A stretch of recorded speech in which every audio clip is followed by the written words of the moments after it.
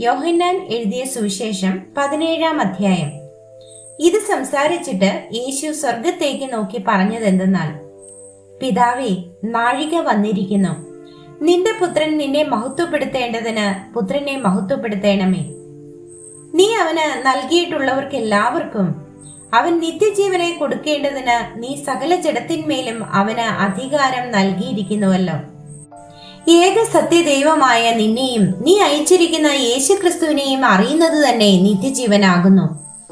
ഞാൻ ഭൂമിയിൽ നിന്നെ മഹത്വപ്പെടുത്തി നീ എനിക്ക് ചെയ്യുവാൻ തന്ന പ്രവൃത്തി തികച്ചിരിക്കുന്നു. ഇപ്പോൾ പിതാവേ, ലോകമുണ്ടാകും മുൻപേ എനിക്ക് നിന്റെ അടുക്കൽ ഉണ്ടായിരുന്ന മഹത്വത്തിൽ എന്നെ നിന്റെ അടുക്കൽ മഹത്വപ്പെടുത്തണമേ. നീ ലോകത്തിൽ നിന്ന് എനിക്ക് തന്നിട്ടുള്ള മനുഷ്യർക്ക് ഞാൻ നിന്റെ നാമം വെളിപ്പെടുത്തിയിരിക്കുന്നു. അവർ നിനക്കുള്ളവർ ആയിരുന്നു, നീ അവരെ എനിക്ക് തന്നു.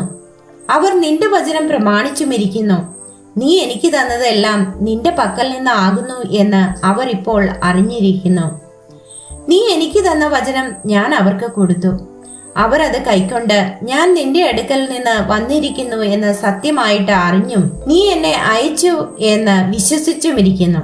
ഞാൻ അവർക്ക് വേണ്ടി അപേക്ഷിക്കുന്നു, ലോകത്തിനു വേണ്ടിയല്ല. നീ എനിക്ക് തന്നിട്ടുള്ളവർ നിനക്കുള്ളവർ ആകൊണ്ട് അവർക്ക് വേണ്ടി അത്രേ ഞാൻ അപേക്ഷിക്കുന്നത്.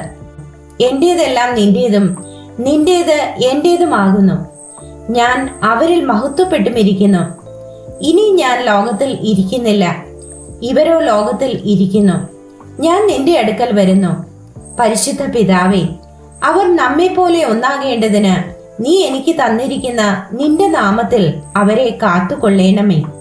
അവരോടുകൂടി ഇരുന്നപ്പോൾ ഞാൻ അവരെ നീ എനിക്ക് തന്നിരിക്കുന്ന നിന്റെ നാമത്തിൽ കാത്തുകൊണ്ടിരുന്നു. ഞാൻ അവരെ സൂക്ഷിച്ചു. തിരുവെഴുത്തിന് നിവൃത്തി വരേണ്ടതിന് ആ നാശയോഗ്യനല്ലാതെ അവരിൽ ആരും നശിച്ചു പോയിട്ടില്ല. ഇപ്പോഴോ ഞാൻ നിന്റെ അടുക്കൽ വരുന്നു. എന്റെ സന്തോഷം അവർക്ക് ഉള്ളിൽ പൂർണ്ണമാകേണ്ടതിന് ഇത് ലോകത്തിൽ വെച്ച് സംസാരിക്കുന്നു. ഞാൻ അവർക്ക് നിന്റെ വചനം കൊടുത്തിരിക്കുന്നു. ഞാൻ ലൗകികനല്ലാത്തതുപോലെ അവരും ലൗകികന്മാരല്ലായ്ക കൊണ്ട് ലോകം അവരെ പകച്ചു. അവരെ ലോകത്തിൽ നിന്ന് എടുക്കണം എന്നല്ല, ദുഷ്ടന്റെ കയ്യിൽ അകപ്പെടാതെ വണ്ണം അവരെ കാത്തുകൊള്ളേണം എന്നത്രേ ഞാൻ അപേക്ഷിക്കുന്നത്. ഞാൻ ലൗകികനല്ലാത്തതുപോലെ അവരും ലൗകികന്മാരല്ല. സത്യത്താൽ അവരെ വിശുദ്ധീകരിക്കണമേ. നിന്റെ വചനം സത്യമാകുന്നു. നീ എന്നെ ലോകത്തിലേക്ക് അയച്ചതുപോലെ ഞാൻ അവരെയും ലോകത്തിലേക്ക് അയച്ചിരിക്കുന്നു.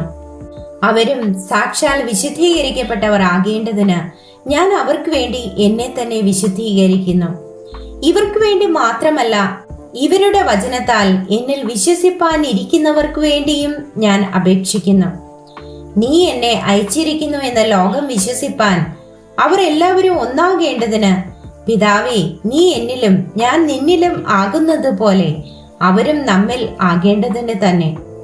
നീ എനിക്ക് തന്നിട്ടുള്ള മഹത്വം ഞാൻ അവർക്ക് കൊടുത്തിരിക്കുന്നു.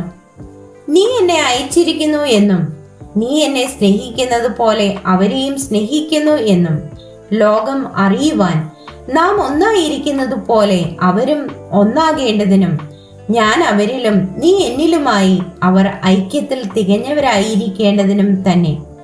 പിതാവേ, നീ ലോകസ്ഥാപനത്തിന് മുൻപേ എന്നെ സ്നേഹിച്ചിരിക്കൊണ്ട് എനിക്ക് നൽകിയ മഹത്വം നീ എനിക്ക് തന്നിട്ടുള്ളവർ കാണേണ്ടതിന് ഞാൻ ഇരിക്കുന്ന ഇടത്ത് അവരും എന്നോടുകൂടെ ഇരിക്കണം എന്ന് ഞാൻ ഇച്ഛിക്കുന്നു.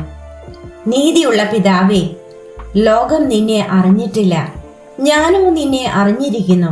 നീ എന്നെ അയച്ചിരിക്കുന്നു എന്ന് ഇവരും അറിഞ്ഞിരിക്കുന്നു. നീ എന്നെ സ്നേഹിക്കുന്ന സ്നേഹം അവരിൽ ആകുവാനും ഞാൻ അവരിൽ ആകുവാനും ഞാൻ നിന്റെ നാമം അവർക്ക് വെളിപ്പെടുത്തിയിരിക്കുന്നു, ഇനിയും വെളിപ്പെടുത്തും.